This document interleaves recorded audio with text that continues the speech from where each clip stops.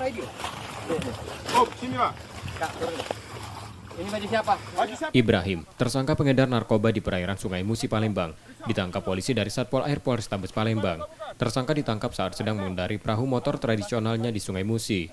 Saat proses penangkapan, tersangka sempat mencoba melarikan diri menggunakan perahu motornya. Tersangka tertangkap setelah polisi melakukan penghadangan. Dari tersangka, polisi menyita 6 paket sabu yang disimpan di dalam perahu motornya. Pada saat melakukan pemeriksaan, mereka lari, tersangka ini lari. Kemudian ada upaya anggota mengejar tepian Sungai Musi. Akhirnya terjadi penangkapan gitu. Dan didapat barang bukti sebanyak 6 paket sabu.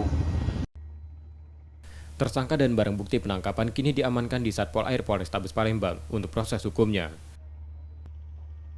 Yudi Kiswanto, Kompas TV, Palembang, Sumatera Selatan.